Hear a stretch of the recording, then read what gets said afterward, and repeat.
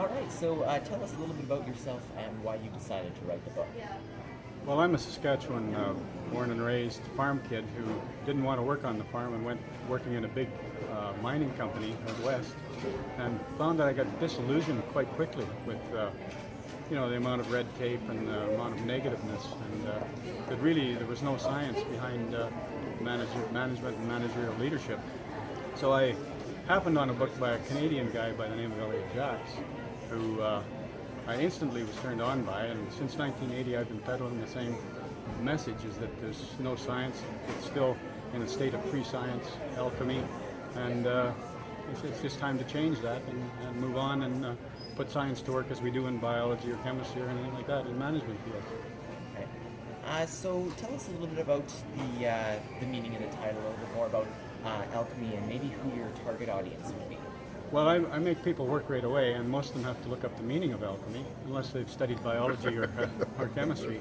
But I follow that quite shortly after with the seventh word is fun, because Elliot and I got to know each other quite well in his last 15 or so years of his life, and I found the guy to be tremendous fun, and there's every reason to believe that if you're properly organized, work can be a lot of fun for a lot of people, and it should be for more and more people.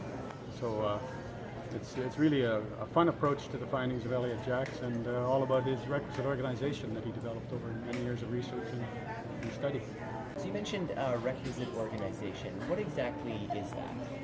Well, requisite in the dictionary is required by the nature of things, and it's also the nature of human nature in this case, the nature of how we are at work, and who we see as a real manager, who we see as a straw boss, who can really be a manager or a leader for us, what sort of things they should do requisitely to make things move along better, and just the sort of organization that begets effective moving forward of tasks and good feelings for people, because there's a lot of people being hurt in work organizations, and there's no need for it if science is put to work.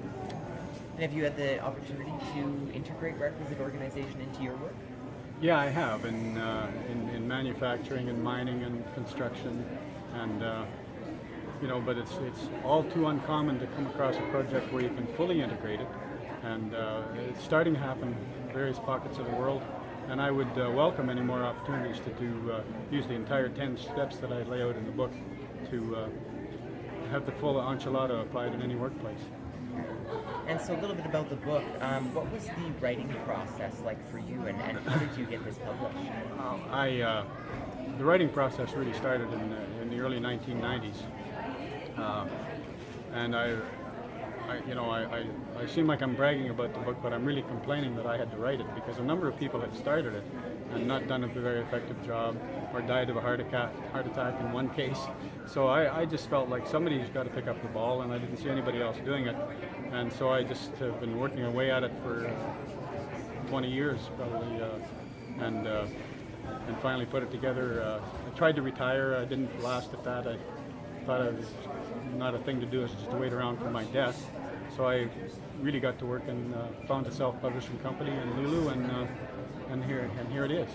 So how would you distinguish this management idea from like a passing fad or another management idea? Well, the key to it all is to look at what's defined. Like most of the fads that come by, if you ask what a manager is, they have no idea. They'll shrug their shoulders and say, well, that's not important, leadership's important. And 14 different managers will give you 14 different answers. In requisite organization, a manager is somebody in a managerial system who's accountable for at least one other person's work, fully accountable. And there's clear definitions on management and accountability in work. And in the way that science, engineering knows what an erg is, you ask an engineer what an erg is. You'd think that managers would know what a manager is, but they don't. It's a sad state of affairs. Great. So any plans for a next book, follow up to this one? Yeah, I continue to have thoughts and wake up in the morning and write, so I'm sure there's another one coming out. I've got a bit of a thing in my bonnet about healthcare and cures that we're always pursuing cures to diseases in MS or Alzheimer's or Parkinson's disease, And I want to send a message, a very clear message to the bureaucrats that don't follow the facts. And I actually name them. I take a frontal approach on them, where I'm going to take a frontal approach on them. I'm up to 38 now. It took me about 38 minutes to get to them and say, put all that stuff aside and follow a one-trick pony and the One-Trick Ponies Records organization. So where can we find your book? Well, it's just coming out now. It's brand new.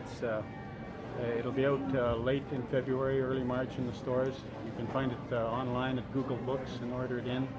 I'm trying to get around as much as I can in the Regina area, at least, in southern Saskatchewan, and make it accessible to people. And I'm really finding it rewarding, that people are happy to find something that they can actually sink their teeth into, and something that means something in real life and real workplaces.